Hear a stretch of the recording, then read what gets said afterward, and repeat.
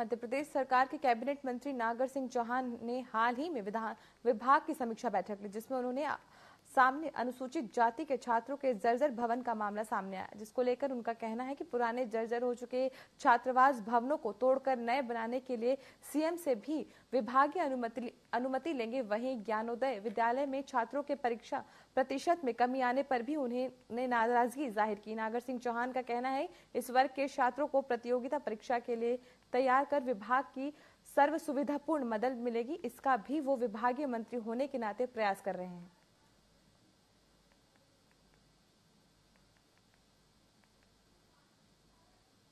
सरकार अब आदिम जाति के जो छात्रावास है उनका निर्माण करवाएगी, पुराने छात्रावासों को तोड़कर, और तमाम तरह की सुविधाएं उसमें होगी। साथ ही जो विभाग के मंत्री हैं उन्होंने जो ज्ञानोदय विद्यालय है उसमें आए परीक्षा रिजल्ट को लेकर नाराजगी जताई है। नागर सिंह चौहान जी हमारे साथ हैं। सबसे पहले तो मैं ये जानना चाहूंगा कि नए छात्रावास बनेंगे और नई तरह की व्यवस्थाएं लागू होंगी, किस तरह से क्या होगा?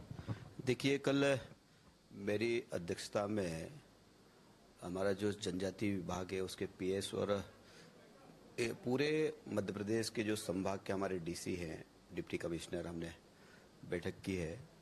और जब समीक्षा हुई है तो अनेक विषयों पे चर्चा हुई है। जहाँ तक आपने मुझे दो विषय के बारे में चर्चा करने को कहा है। पहला विषय कि मध्य प्रदेश में जो हमारे आश्रम और छात्रावास की जो बिल्डिंग जर्जर हो चुकी है और डिसमेंटल करने की हालत में है, तो मैंने सारे अधिकारियों को ये कहा कि भाई उसकी पूरी जांच करके लाओ और वो बिल्डिंग रहने लायक है या नहीं है। अगर रहने लायक नहीं होगी तो मैं मध्य प्रदेश के माननीय मुख्यमंत्री जी के सामने विषय ले जाऊंगा कि बिल्डिंगों की स्थिति खराब है, उनको तोड़ के नए निर्माण हम भविष्य में करने का प्लान किया है। मैंने अभी तो जांच करने के लिए कहा है। शहरों में आकर रोजगार की भी एक बड़ी समस्या है, पढ़ाई लिखाई पूरी करने के बाद और आगे की पढ़ाई को सुचारू रखने के लिए शहरों में वो कोशिश करते हैं, फिर आगे जाके जॉब की सर्चिंग करते हैं। उसके लिए भी विभाग कुछ उनको सपोर्ट करता है, या स्वरोजगार की बात करें या कुछ कॉम्पिटिटिव एग्जाम में उनको आगे बढ़ने की बात करें?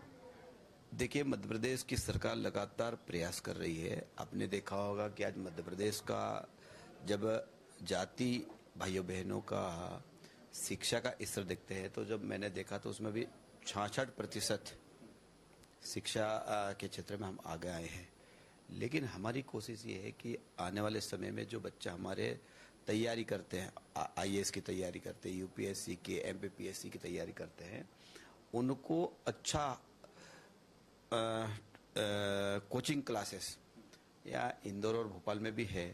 लेकिन हमारे जो अच्छे पढ़ने वाले बच्चे, जो बिडलेन बच्चे हैं, वो दिल्ली की ओर कहीं न कहीं उनका रुझान होता है।